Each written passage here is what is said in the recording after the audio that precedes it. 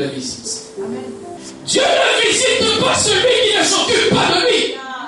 Dieu visite celui qui a l'intérêt de combler le besoin dans sa présence.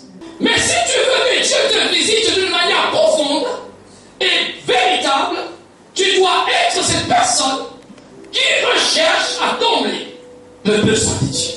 Dieu ne travaille pas avec celui qui croise le bras.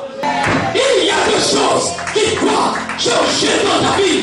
Tu as besoin de la visitation de Dieu. Tu as besoin que Dieu fasse. Mais il faut un moment que tu parles à Dieu. Il faut un moment que tu parles à ton âme. Il faut un moment que tu parles à ton corps. La prière est efficace lorsqu'elle demeure dans son entièreté. Que la bonté, c'est-à-dire, ce n'est pas Dieu qui veut que tu sois bon. C'est toi-même qui décides d'être bon. Alléluia. Amen. Ce n'est pas le Saint-Esprit qui viendra mettre la bonté en toi. Dieu t'a créé déjà bon. Lorsque la fidélité arrive, sache que la présence de Dieu commence à s'écarter. La fidélité, c'est la base de toute relation.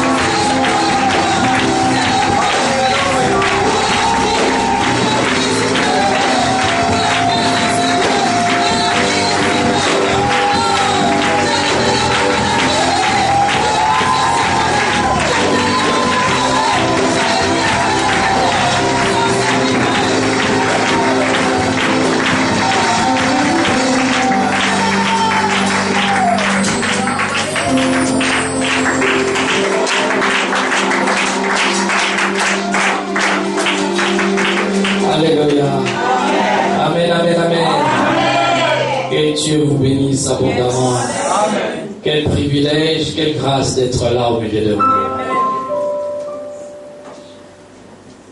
Vous savez, il y a des fois où on ne sait plus par où commencer parce que la joie déborde. Alléluia.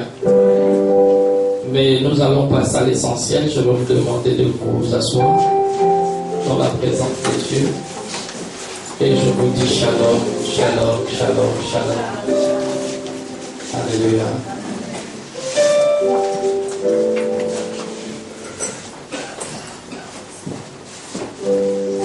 Nous allons aborder notre thème pendant 3 jours. Mais avant cela, j'aimerais vous présenter mon épouse, qui j'estime que vous la connaissez mieux que moi-même. Elle est bien connue ici.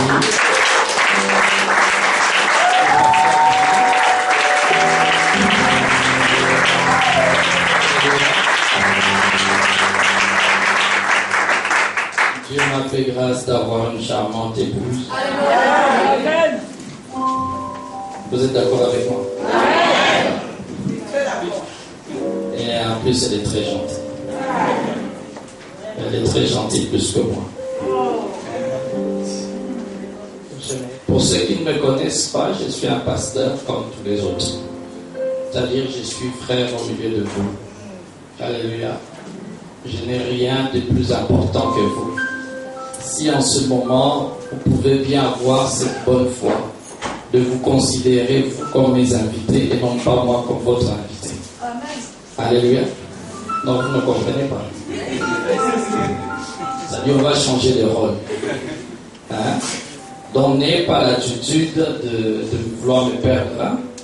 Mais restons ensemble parce que nous sommes enfants de Dieu ensemble. Moi, je ne sais pas trop des protocoles. C'est ça mon défi. Alléluia. Moi, je suis cool. Hein? Donc permettez-moi d'être chez moi. Alléluia. Et de m'éviter tous les protocoles que vous pouvez avoir. J'ai appris à servir le Seigneur dans la simplicité au milieu de mes frères. Pasteur, on est en famille. L'église, c'est une famille. Dans l'église, si vous considérez Dieu étant le Père et que vous êtes des enfants de Dieu, c'est que vous devez vous considérer comme frères et sœurs. La visitation divine, c'est ça le thème, n'est-ce pas? Tiré dans le livre de 1 Samuel, chapitre 2, nous lirons le verset 20 et le verset 21. Y a-t-il quelqu'un de bonne foi qui peut prendre un micro et me lire des versets de temps en temps pour me permettre d'aller plus vite? 1 Samuel, chapitre 2. Je veux peut-être beaucoup plus enseigner ce soir. Et par la suite, on va monter jusqu'à ce que Dieu nous amène dans ce qu'il attend faire. Nous allons lire le verset 20 et le verset 21.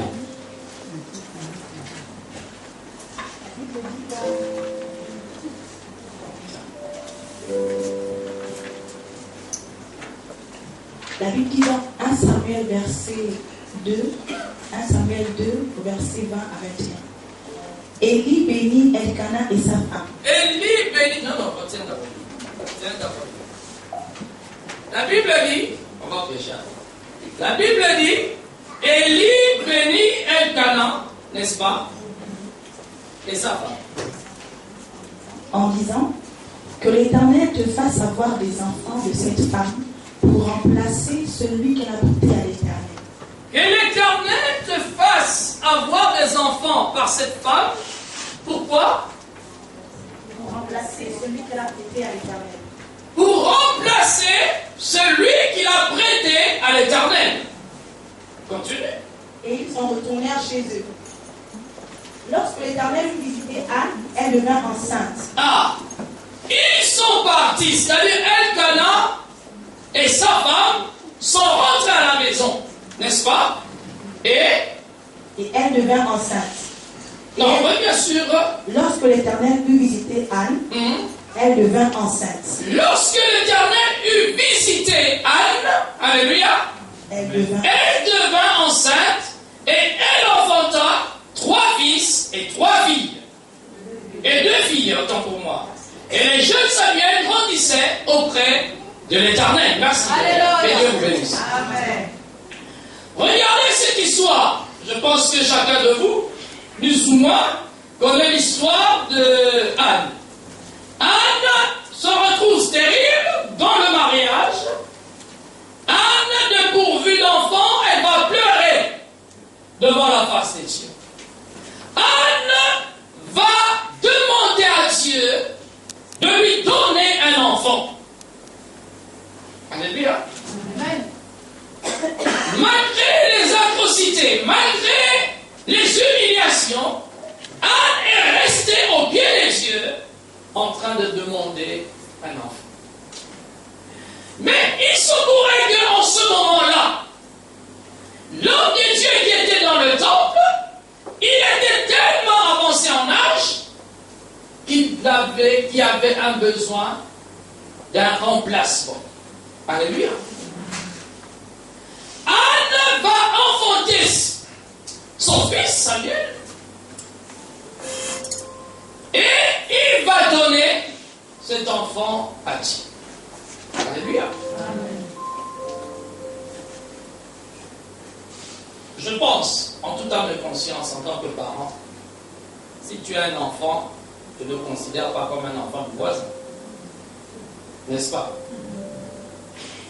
La plus belle chose que Dieu peut donner à un homme ou à une femme, c'est un enfant. Alléluia. Alléluia. Je pense que malgré la pauvreté la plus profonde, si on te propose un panier d'argent, en remplacement de ton enfant, tu vas dire, gardez-moi ça. En tout cas, il faut être autre part pour accepter. Alléluia. Amen. ceci que Anne a donné à Dieu. Anne n'a pas donné ce qui est dérisoire. Elle n'a pas donné ce qui est secondaire. Elle a donné. Vous savez, moi, à la place de Anne, j'aurais dit Seigneur, celui-là d'abord, je le garde. Envoie le deuxième. Je vais te le donner. Alléluia. Parce qu'elle attendait tellement cette bénédiction au point où je me dis, j'attends. Maintenant que je l'ai, Seigneur, on fait le vide. Je prends le deuxième. Mais celui-là, tu me le laisses. Anne a donné à Dieu. Vous savez, la plupart des fois, nous n'arrivons pas à déclencher la présence de Dieu dans nos vies parce que tout simplement nous réfléchissons à la manière des autres. Toutes les fois que lorsque le Seigneur te met devant cette situation, tu commences à dealer avec Dieu. Tu dis à Dieu, mais écoute, c'est vrai que je t'ai demandé, mais pour cette fois, on va attendre un peu. Alléluia.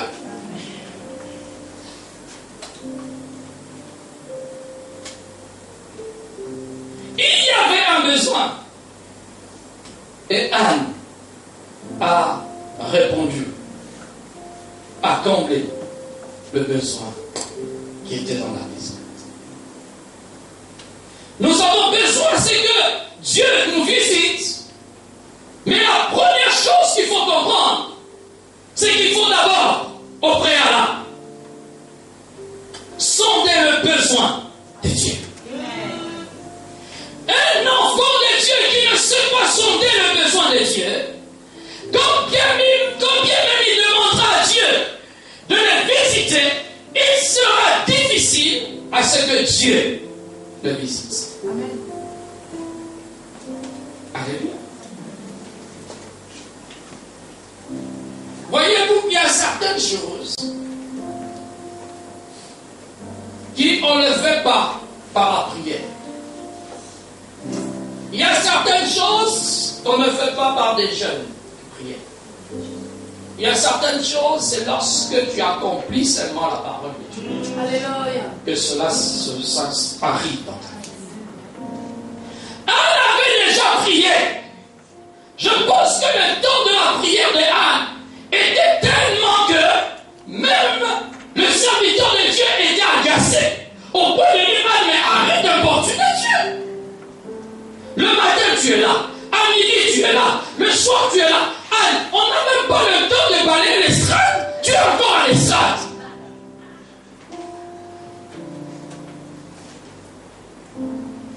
Mais lorsque Dieu a résolu de visiter Anne, il a fallu que Anne couvre d'abord le besoin dans la maison de Dieu. La visitation divine est fonction de ton désir d'accomplir dans la maison de Dieu le besoin de Dieu. Dieu ne visite pas celui qui ne s'occupe pas de lui. Dieu visite celui qui a l'intérêt de combler le besoin dans sa présence.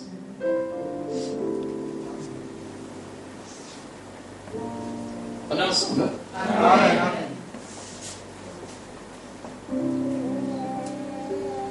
Voyez-vous que deux fois nous demandons à Dieu, Seigneur, visite-moi. Seigneur, j'ai besoin de ta présence. J'ai besoin que tu me touches. J'ai besoin, Seigneur, que tu fasses des grandes choses. J'ai besoin, Seigneur, que je puisse te voir face à face.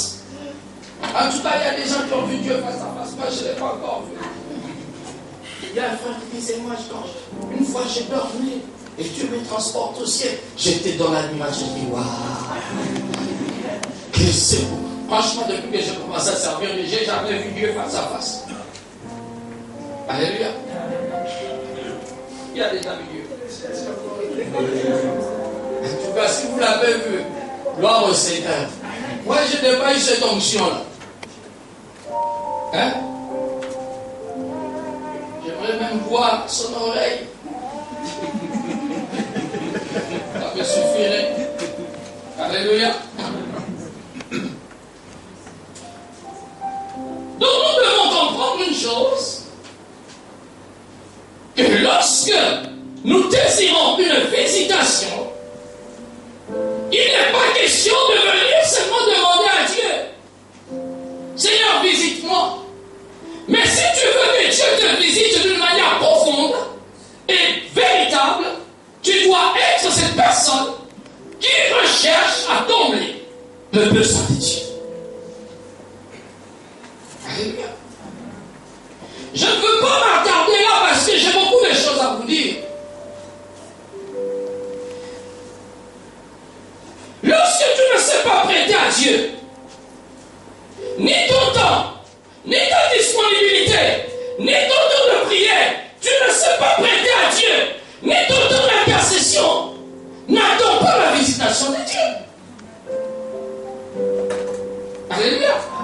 Bien, nous devons être réalistes. La vie chrétienne, c'est pas seulement les rabababa. Non, moi j'aime bien la prière. Hein. Ah oui. Mais à un moment donné, les pieds sur terre. Ne soyons pas ceux qui courent, sans savoir où est-ce que nous allons. Amen. Moi, dans l'église, j'ai toujours dit, écoutez, moi, vos histoires là, de révélations, des super révélations, je suis bien d'accord, mais nous devons d'abord apprendre les béabas. Tu me regardes, est-ce que tu m'aimes? Si tu ne sais pas aimer, ne viens pas avec un rêve où tu étais comme un avatar. Seigneur, j'ai vu quelqu'un qui volait, il avait le visage. Mais tu ne sais pas m'aimer. Et tu m'amènes une rêve. Comment je peux interpréter cette révélation? Je ne peux pas. Ah oui, moi, ma foi, c'est comme ça, c'est le visage. Alléluia. Ah oui. Pratique. Déjà, moi, je ne rêve pas. Quand tu commences à m'amener des rêves qui me compliquent la vie, j'ai dit Saint-Esprit de Dieu. Elle peut seulement interpréter lui-même son rêve. Alléluia. Moi, quand je rêve, c'est que je rêve. Mais souvent, je rêve et quand je me réveille, je ne sais plus ce que j'ai rêvé. Chacun son truc. Alléluia. Eh oui. Vous n'allez pas me dire que vous avez tout. Le rêve, l'interprétation de rêve. Non, moi j'ai mes trucs. Mais le rêve, c'est pas mon truc. Eh oui. Parce que ça, chacun son onction. Chacun Dieu l'utilise comme bon le sent. Je n'ai pas honte de dire que l'autre a et moi je n'ai pas. Je n'ai pas honte de reconnaître que Dieu l'utilise et comment Dieu l'utilise, moi je n'arrive pas. C'est lorsque tu commences à avoir cette dimension-là de reconnaître que Dieu prendra l'onction qui est sur lui et il te donnera. Je vous ai dit que je ne suis pas un pasteur au milieu de vous. Je suis un frère. La seule chose que je sais dans ma vie, de ma présence ici, je ne suis pas venu donner, mais je suis venu recevoir votre onction. Ah, vous n'avez pas compris. Je suis malin dans le truc de Dieu. Ah oui. Alléluia. Si tu penses qu'il y a de toi pour donner, tu te trompes. Vous savez, moi j'ai toujours un système. Je prêche souvent, je me programme dans la prédication les dimanches, mais je suis plus ou moins régulier de janvier en juin. Après juin, je ne monte plus à l'estrade. J'estime que les autres vont prêcher, moi je vais écouter. Alléluia. Si je monte, c'est que je viens combler le vide de quelqu'un qui est indisponible, je viens. Mais je ne prêche plus. Alléluia. Donc ça, c'est ma manière de faire. Je vous ai dit chacun son truc.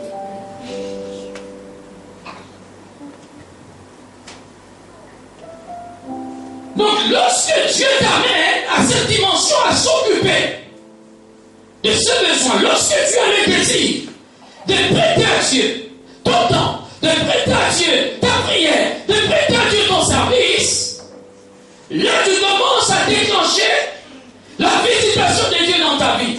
Dieu ne travaille pas avec celui qui croise le bras. Celui qui croise le bras en réalité, c'est celui qui est là pour observer et pour critiquer. Mais celui qui travaille, il n'a pas le temps de regarder, il a le temps de s'atteler dans ce que Dieu lui demande de faire.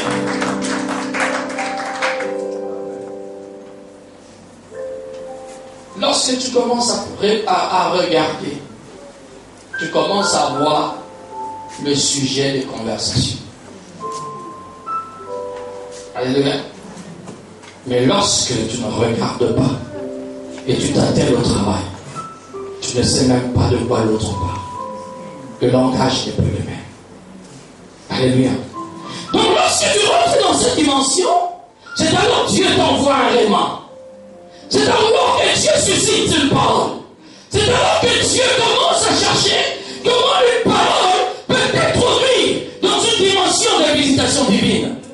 Lorsqu'on parle de la visitation divine, on parle d'une visitation qui n'est pas naturelle, mais qui est surnaturelle. C'est-à-dire une visitation qui ne vient pas seulement combler ta vie physique, mais qui déclenche d'abord le spirituel. La Bible dit ceci, que tout ce qui a été fait de choses visibles a commencé d'abord par les choses invisibles. Et les choses invisibles, on les obtient par une parole de révélation. Et lorsque la parole arrive pour te toucher, alors là, Dieu commence son œuvre. Amen. Ce même serviteur de Dieu qui était dans le temple, qui chassait Anne, c'est cette même personne que lorsqu'il a vu Anne s'occuper, alléluia, vous pensez que quand il a libéré, c'est Dieu qui lui a dit? Non. C'est que ce que Anne avait fait était tellement fort. Non, je vais vous dire un truc. Vous n'avez jamais vu quelqu'un vous rendre service alors que vous ne vous entendiez pas. Vous fouillez les poches pour lui donner, mais il faut que je bénisse ce homme-là. Tu n'as pas 1000 francs là. Parce que ce qu'il a fait, c'est tellement fort, c'est tellement touchant, que tu es obligé. Lorsque le sacrificateur a vu Anne déposer son fils dans le temple, je pense qu'il a estimé que cette femme n'est pas normale. Il regarde le mari est calme. Chacun son truc. Il n'a plus parlé à Anne. Il a bien le calme. Entre à la maison. Cette femme t'enfantera. Alléluia. Alléluia. Du fait qu'il a prêté à Dieu, Samuel, allez-y. Dieu a scellé cette parole. Alléluia. Et la Bible dit ceci, que Dieu visita Anne. Et Anne a eu 5 autres enfants. Alléluia. Lorsque Dieu te visite, ta bénédiction, tu ne peux plus les compter. Parce que c'est tellement que Dieu est capable de te donner au-delà de tes attentes.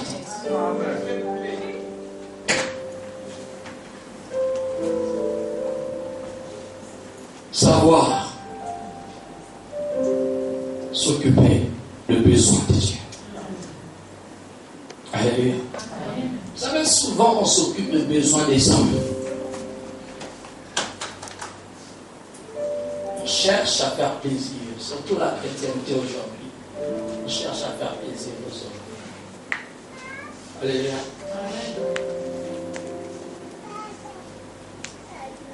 Mais on oublie de s'occuper de besoins de Dieu. Voilà pourquoi nos décisions sont impartiales souvent. Alléluia.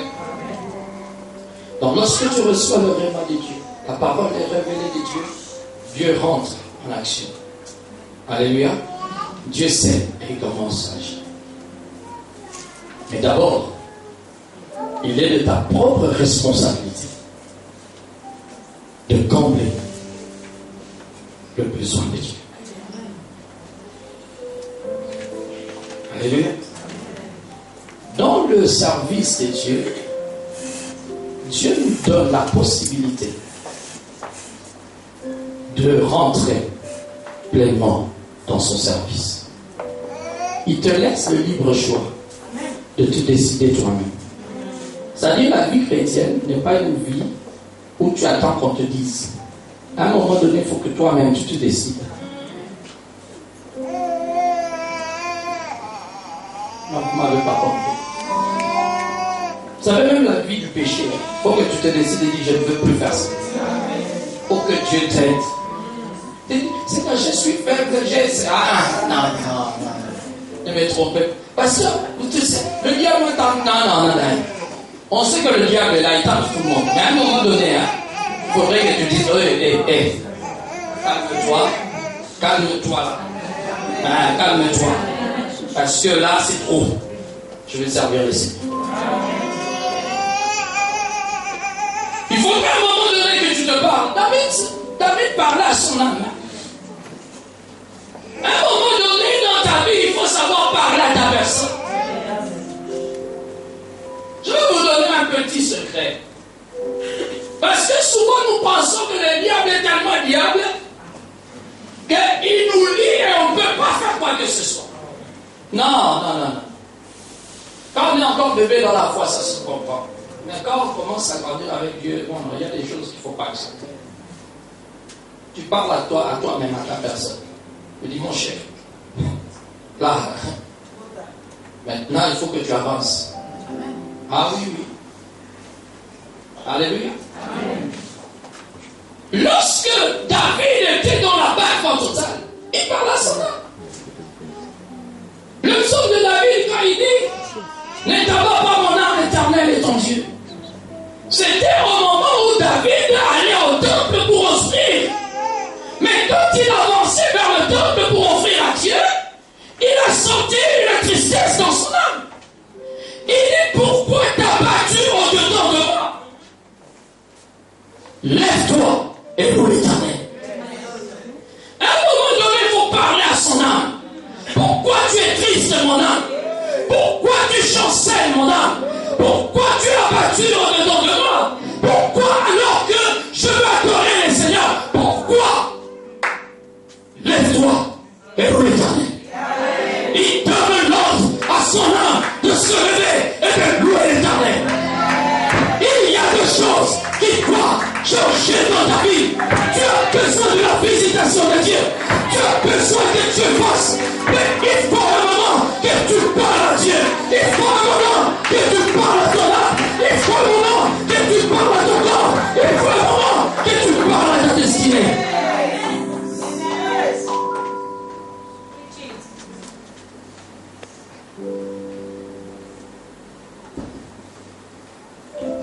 Dieu, la volonté le désir le plus profond de Dieu, c'est de te visiter. Sois-en sûr. Le désir le plus profond de Dieu, c'est de te visiter. Et il va te visiter.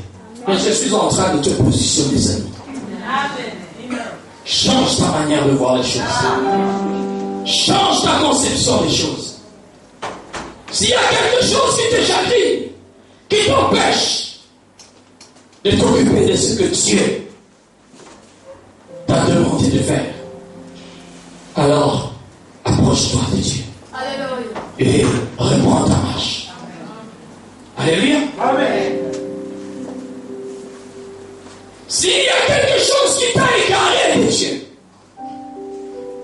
des situations, des événements, ou ta propre personne, alors que tu sais ce pourquoi Dieu t'a suscité.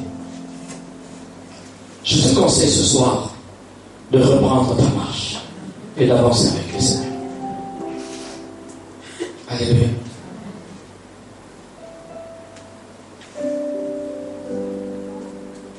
La troisième chose,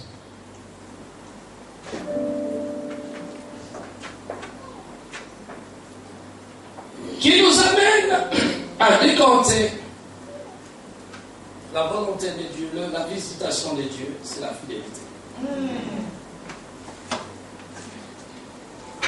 Prenons nos Bibles dans le Proverbe 3. Et je vais m'appesantir plus ou moins là-dessus, je vais essayer d'aller plus vite. Proverbe chapitre 3, à partir du premier verset jusqu'au verset 3. La Bible nous dit, mon fils, n'oublie pas mes enseignements et que ton cœur garde mes préceptes, car ils prolongeront les jours et les années de ta vie. Non, reprends. Mon fils, n'oublie pas mes enseignements et que ton cœur garde mes préceptes, car ils prolongeront les jours et les années de ta vie, et ils augmenteront ta paix. Que la bonté et la fidélité ne t'abandonnent pas, lis-les à ton tour, écris-les sur les tables de ton cœur. Mon fils, n'oublie pas mes enseignements et que ton cœur garde mes préceptes. Écoutez-moi ça. Mon fils, n'oublie pas mes enseignements. C'est une recommandation. C'est une recommandation. C'est-à-dire, lorsque Dieu t'enseigne, je vous dire une chose. Ce que Dieu te dit aujourd'hui, c'est valable aujourd'hui et valable au jour où une situation se lèvera pour que tu puisses appliquer ce dont Dieu t'a enseigné aujourd'hui. Mais souvent, vous savez, c'est que Dieu nous enseigne aujourd'hui. On dit amen, amen, amen. Mais quand la situation arrive, tu as déjà oublié. Te voilà rentré dans tes histoires. C'est tes états d'âme. C'est tes colères. C'est tes déceptions. Mais quand Dieu a commencé à te parler, quand tu disais amen, non mais reste debout. Quand tu disais amen, tu n'as pas compris que c'était pour le temps qui arrive. Alléluia. Amen. Vous savez, Dieu m'a amené dans une dimension de comprendre. Deux fois, à l'église, on disait, prions, afin que nous soyons unis, afin que nous puissions nous aimer les uns les autres. On dit, le Seigneur donne-moi beaucoup d'amour pour les pasteurs. Vous savez, quand tu déclares ces choses, c'est-à-dire tu établis un lien. Les paroles que tu libères te lient à la personne. Maintenant, quand l'épreuve va venir, peut-être c'est cette même personne-là qui va te redresser. Tu vas oublier ta prière et tu dis, Seigneur, apprends-moi à l'aimer, Seigneur. Alléluia. Tu sais, celui-là d'abord, c'est qui maintenant? Depuis, à partir de maintenant, il va voir ça. Vous voyez, tu as oublié ce que tu as établi comme lien. Et c'est là où nous nous amenons à ce que nos prières soient inefficaces. La prière est efficace lorsqu'elle demeure dans son entièreté. Amen. Alléluia. Amen. Nous avons tendance à beaucoup prier. Mais nous oublions 5 minutes après ce que nous avons dit à Dieu. Parce que la minute suivante, tu as oublié ce que tu as dit à Dieu et tu es le premier à marcher sur ta prière. Pensez-vous que cette prière-là, Dieu va toujours garder scellée? Non. Ta prière reste prière lorsque tu tiens la fidélité de ta prière. Donc, vous ne m'avez pas compris. J'ai l'habitude, lorsque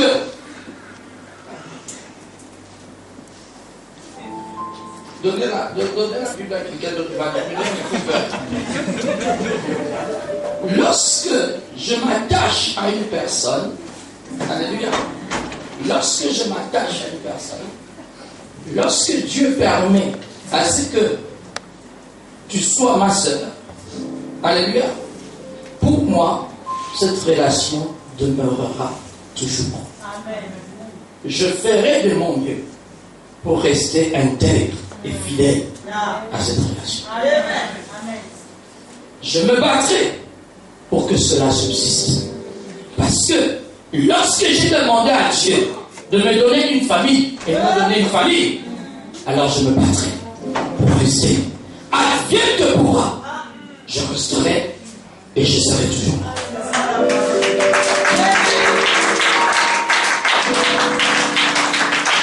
Je suis arrivé au Gabon. En passant, je ne suis pas gabonais. Mais je suis arrivé au Gabon, j'avais pas de famille. Même pas un oncle du quartier. Non. Mais Dieu m'a donné plus qu'une famille. C'est que je n'ai pas appris chez moi. Je l'ai appris. Oh. Donc toi, tu as plus le micro pour Myriam. Vous me prenez au sérieux ici. Oh. Mais regarde, il est sérieux là, le micro. Quand tu cherches des problèmes, je m'exprime mes relations avec Myriam. Non, il y a des trucs quand je dis, c'est juste pour rester de charité Myriam. Voyez-vous? Et aujourd'hui, ça date depuis 2003. Non, 1993. 1993, 2003, 2013, 20 ans, 2017, 20, 24 ans. Voyez-vous que les personnes que j'ai connues, aujourd'hui, ils ont toujours la même considération et le même respect. Ça devient une famille extraordinaire. C'est-à-dire, quand j'ai un problème, ils sont au courant, ils sont mal. Quand ils sont atteints d'un problème, moi-même, je ne dors pas. Mais pourtant, on n'est pas de même sang. Alléluia. Il dit, mon fils, n'oublie pas mes enseignements et que ton cœur garde mes préceptes. Les enseignements que tu reçois te permettront de vivre lorsque tu retiens cela et lorsque tu gardes les préceptes de Dieu. Alléluia, continue Myriam. Verset 2. Car ils prolongeront les jours et les années de ta vie. Ils prolongeront les jours et les années de ta vie. Et ils augmenteront ta paix. Ils augmenteront ta paix. Alléluia. Amen. Alléluia. Amen. Voilà, maintenant, je vais vous dire une chose. Vous pensez que c'est la prière, Seigneur, donne-moi la paix. Seigneur, donne-moi la paix. Non, ça ne se passe pas comme ça, bien-aimé. La paix, on l'a bâtie. Il y a des choses que tu vas pas dire. Seigneur, toi-même, c'est un de trouble. Quand ça te dépasse, Seigneur, donne-moi la paix. Je vais vous l'ennemi. Non, tu n'as pas d'ennemi. Vous créez des ennemis vous-même. Par votre mauvais comportement, par les mauvais choix, par les mauvaises décisions. Oh, on ne m'aime pas. Oh, il y a des ennemis. Non. La paix, c'est cultive. Oh, c'est pas spirituel la paix. Oh Seigneur, envoie-moi l'onction de la paix. Hey.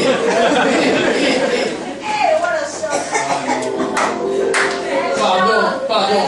Vous savez, les jeunes aujourd'hui, des fois quand je vous prie, je dis, hey, Saint-Esprit de Dieu. Ça, c'est quand même grave. Seigneur, donne-moi la paix. Seigneur. Quand je te regarde toi-même, Seigneur de trouble. Une soeur qui se lève au milieu des autres. Il dit non, même pas à tout. Ils croisent, ils allaient tous à l'église. Comme par hasard, ils tombent sur le même quai de métro avec les autres qui venaient prendre le même métro. Et voilà, elle vient. Ah, Dieu vous impose ma présence aujourd'hui. Hein? Et puis après, Seigneur, emmène pas ici. Je dis, hey, maman. Toi, ta bouche là, c'est quand tu libères. C'est pour donner la paix ou bien troubler les autres. Et puis après, je vais dire, donne-moi la paix. Seigneur, Envoie-moi la paix, Seigneur. J'ai des ennemis, Seigneur. Oh. Ah, non, pardon.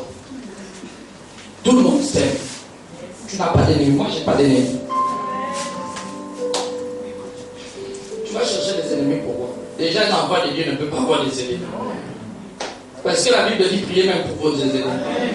Aimez les ennemis, aimez ceux qui vous persécutent. Donc quand tu commences à rentrer sur ce terrain-là de dire, Seigneur, j'ai beaucoup d'ennemis, c'est que toi-même, tu es ennemi déjà des autres.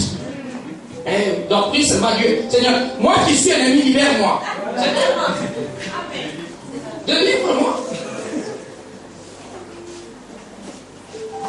Moi, quand je prêche pas les mystères du ciel, là, je ne suis pas encore allé au ciel. Je fais les choses que j'ai vues moi-même. Quand j'irai au ciel, je viendrai vous dire les mystères des anges. Alléluia. Mais je veux d'abord corriger ici sur la terre, permettre d'aller au ciel. Je ne peux pas aller au ciel aussi longtemps que vous n'êtes pas prêts à recevoir ce qui est. Bien pour vous pour aller au ciel. Vous pensez que la divination des je vais venir faire. Recevez. Non, on n'est pas encore là. Alléluia. Recevez. Il y a un frère qui a tellement reçu les crashs. Mais il n'a pas reçu. Un autre l'a imposé, les mains l'a imposé. Tous ceux qui veulent imposer, ils commencent à être chauds. Mais il ne reçoit toujours pas. Le problème, ce n'est pas celui qui impose les mains ou la prière qui est libérée. Le problème, c'est lui-même d'abord. Commencez d'abord à défricher ce qu'il faut avant de lui imposer les mains. Pourquoi nous voulons aller vite avec Dieu? Tu viens de te convertir, deux fois là, tu commences déjà à voir les anges qui volent.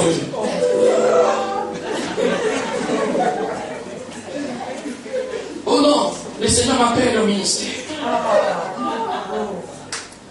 Frère, assis-toi. Commence d'abord à apprendre à pardonner, à aimer. Quand tu vas arriver à faire ça, tu vas passer à autre chose. C'est comme ça la vie chrétienne. On ne vient pas vous dire. Vous avez beaucoup de prophéties ont bloqué beaucoup de gens. Parce qu'on a prophétisé sur toi des grandes choses. Le matin, même toi, tu commences à te comporter comme la prophétie. Ne m'appelez plus frère. Appelez-moi son excellence. C'est comme ça. L'honorable homme de Dieu. Non. Alléluia. Amen. Nous là, on est petits seulement. C'est ce que Dieu nous a donné. À être petit. À laver d'abord les pieds. Amen. Les autres viendront vous imposer les mains. Mais nous, Dieu nous a donné seulement nettoyer un peu. Alléluia. Amen.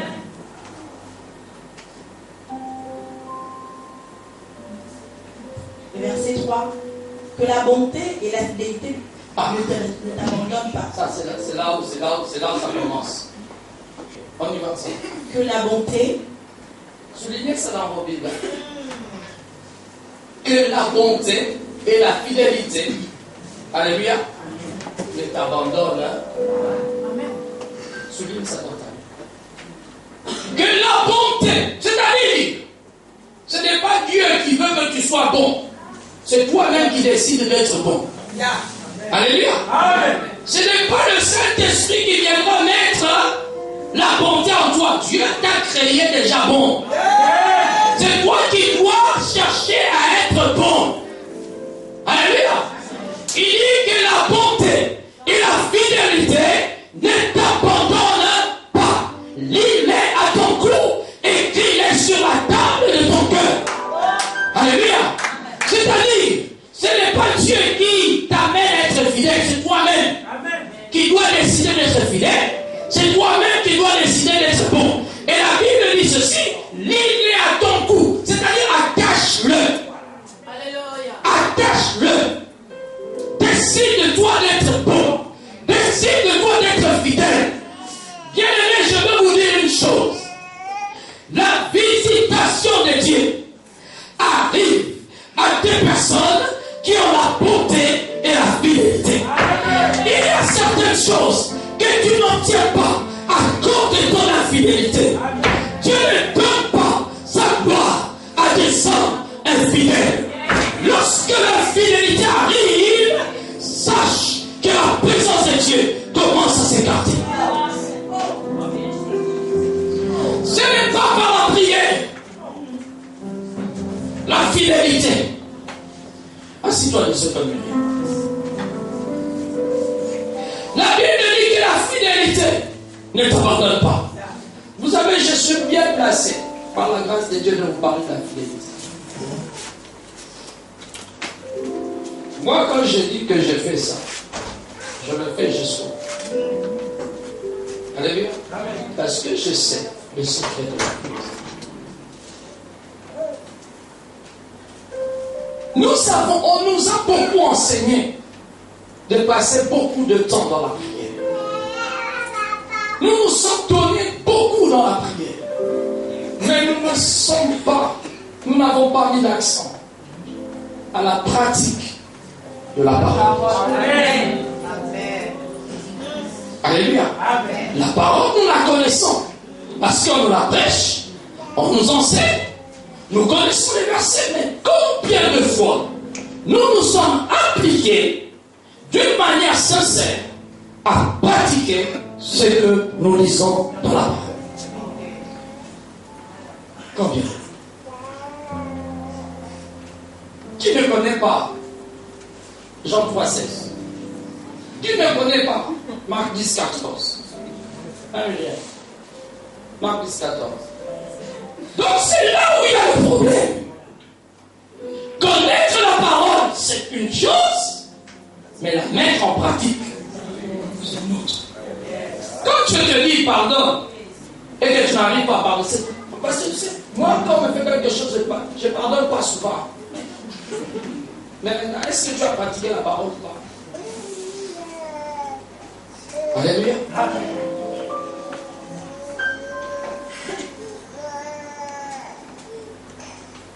Que la fidélité, que la bonté et la fidélité ne t'abandonnent pas. La fidélité, c'est la base de toute relation. Si tu veux bâtir quelque chose, si tu n'es pas fidèle, alors tu bâtis en vain. Alléluia. Amen. La fidélité est le soubassement de tout type de relation. C'est un socle de tout type de relation. Que ce soit la relation naturelle, que ce soit dans la relation spirituelle, que ce soit même dans la relation affective. Alléluia. Que ce soit dans une relation physique, amicale, même professionnelle, la fidélité est la base. Il y a des gens qui ont eu des promotions, non pas seulement parce qu'ils étaient compétents, mais parce que tout simplement leur chef estime qu'ils sont fidèles. Amen.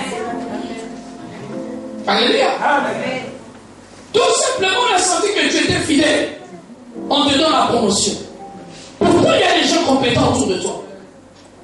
Alléluia. Dans une relation de mariage, la seule chose qui tient le mariage, c'est la fidélité. On ne peut pas parler du mariage lorsqu'il n'y a pas de fidélité. Quand vous bénissez le mariage, vous dites, je te serai fidèle. Si ce mot-là n'est pas là, on reprend le mariage. Je te resterai fidèle jusqu'à ce que la fin. Dieu, c'est un Dieu de fidélité. La seule chose que nous devons comprendre, que Dieu ne rompt pas sa fidélité. Alléluia. Donc lorsque nous cherchons la visitation divine de Dieu, nous devons savoir que la fidélité, notre fidélité est la base. Alléluia. De cette visitation. À savoir que la fidélité est le lieu élevé de Dieu. Alléluia. Dieu vit dans la fidélité. Non, vous ne me comprenez pas. Je vous ai dit qu'il y a plusieurs sanctions l'onction de la prière, l'onction de ceci. Mais il y a des onctions aussi qui viennent à cause de la fidélité de Dieu. Alléluia. Myriam, prends-moi Psaume 89. Le verset 2 au verset 3, le verset 6 et le verset 9 et le verset 15. Psaume 89, 2 à 3, 6, 9 et 15. Verset 2 et le verset 3. Je chanterai toujours les bontés de l'Éternel. Ma bouche fera connaître à jamais ta fidélité. Ma bouche, reprends. Ma bouche fera connaître à jamais ta fidélité. Ma bouche fera connaître à jamais ta fidélité. Alléluia. Amen. Continue. Car je dis, la bonté a des fondements éternels. Alléluia. Tu établis ta fidélité dans les cieux. Alléluia. Amen. Ta bonté a des fondements éternels. Voyez-vous qu'il y a certaines choses que nous ne prenons pas toujours en compte, hein, mais qui sont très très nécessaires. Alléluia. Il dit ta bonté À des fondements éternels. a des fondements éternels. C'est-à-dire la bonté ne peut pas s'épuiser. La bonté a des fondements éternels. Voilà pourquoi on dit toujours qu'il faut faire du bien aux autres. Parce que les bienfaits ne meurent jamais. Il y a des faveurs que tu vis aujourd'hui. Ce n'est pas parce que tu es jolie. C'est parce que tes parents ont fait du bien à quelqu'un un jour. Et toi aussi tu reçois la bonté des autres. Aujourd'hui les chrétiens vous êtes devenus. Et faites du bien.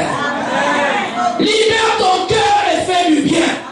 Parce que le fondement de la bonté est éternel. Tu peux rester dans les banques, mais ces banques-là peuvent fermer et c'est peu localisé. Mais lorsque tu sèmes la bonté, Dieu seul sait. Quand tu sais, et Dieu sait que le fondement que tu sèmes est éternel. Continue. Non, de même. Tu établis ta fidélité dans les cieux. Tu établis ta fidélité dans les cieux. Voilà pourquoi je disais que la fidélité est les lieux élevés de Dieu. Alléluia. La loi qui régit parmi d'autres, qui régit le ciel, il y a la fidélité. Alléluia. Donc on ne pouvait pas prétendre être avec Dieu et ne pas vivre dans la fidélité. Je conçois mal être dans un mariage, vivre avec mon épouse et ne pas vivre la fidélité. C'est que je ne suis pas dans le mariage. Et là maintenant tu trompes qui? Hein? Tu te trompes toi-même? Tu nous dis aujourd'hui, oh moi je suis des lieux, mais Dieu te regarde et Dieu. Parce que Dieu ne te voit pas dans sa vie. Vous savez, ce n'est pas parce que tu coules de la prière que tu peux faire n'importe quoi. Non. La bonté et la fidélité. Alléluia.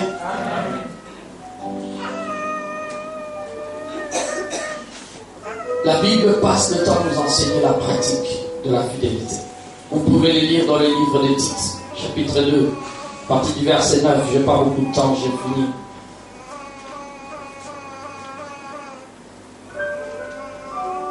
Voilà pourquoi Dieu, dans le fruit de l'esprit, il a mis la fidélité. Alléluia. La fidélité vient au 7e rang parmi les 9 fruits de l'esprit. Alléluia. Après l'amour, la joie, la paix, la patience, la patience, la bonté, la bénignité, la fidélité. C'est-à-dire les fruits que nous devons porter. Alléluia. Il y a aussi la fidélité. Quand je parle de la fidélité, je parle dans tout le domaine de ta vie. Alléluia. Pas seulement sur le plan spirituel, sur le plan amical, dans tes relations, comment tu mets. Vous savez, moi, un ami, quelqu'un qui peut prétendre être un ami pour moi, c'est celui qui m'est fidèle. C'est pas tout le monde qui est ton ami. Quelqu'un qui arrive demain dans ta vie, il est plus ton ami. Non. Un ami, c'est celui qui est fidèle. La bonne caractéristique d'un ami, c'est sa fidélité. Un ami est là quand tu as mal. Un ami est là quand tu pleures. Un ami est là quand tu es dans la joie. Un ami est là pour t'aider à persévérer. Alléluia. Mais vous avez pris des amis qui vous troublent même. Alléluia. Vous prenez même les péchés de vos amis. Alléluia. Il y a des choses qu'il faut comprendre. Proverbe 16, le verset 6.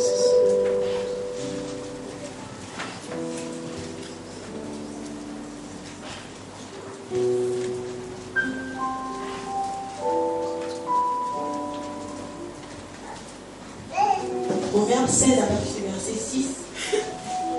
Par la bonté et la fidélité, on expie l'iniquité. Souligne-moi ce passage. Je suis en train de vous dire des choses. Je vous ai dit que moi, ma vie spirituelle, elle est beaucoup plus pratique. Hein? Ce verset, si vous la comprenez, vous allez tout comprendre. Il dit quoi? Par la bonté et la fidélité, on expie l'iniquité. C'est-à-dire, pour enlever l'iniquité en toi. Hein? Pour exclure l'iniquité.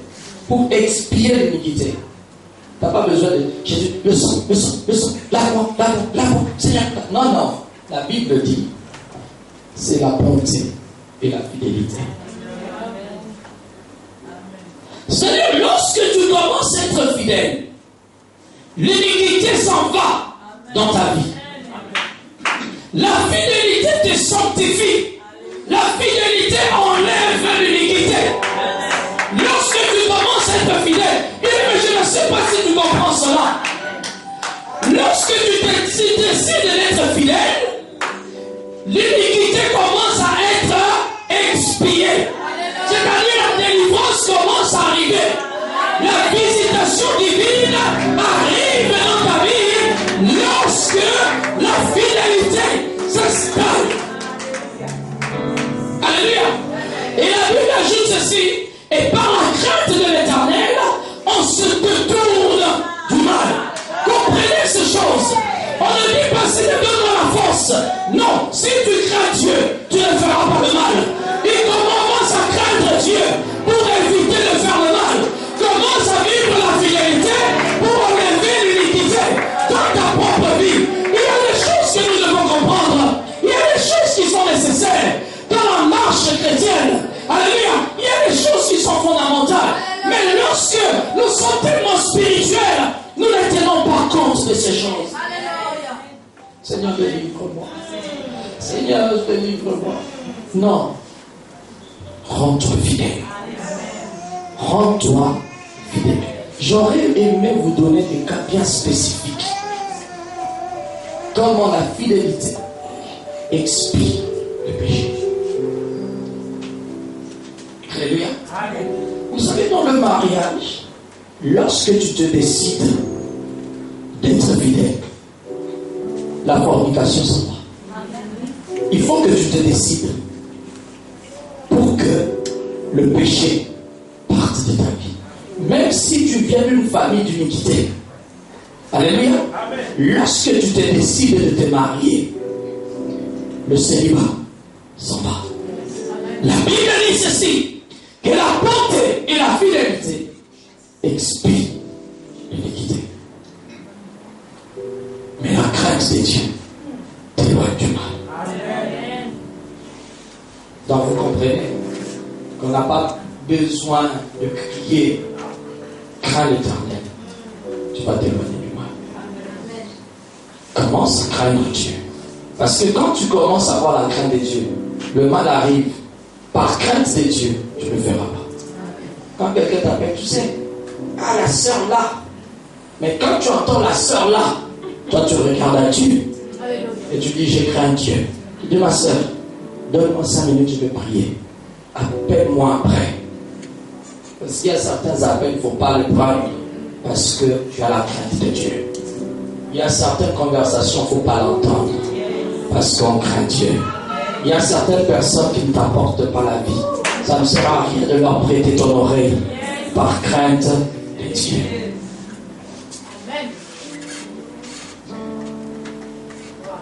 La fidélité. Explie. Tu as besoin de la délivrance? Dieu te donne la possibilité d'être délivré. Sois fidèle. Et tu verras ça.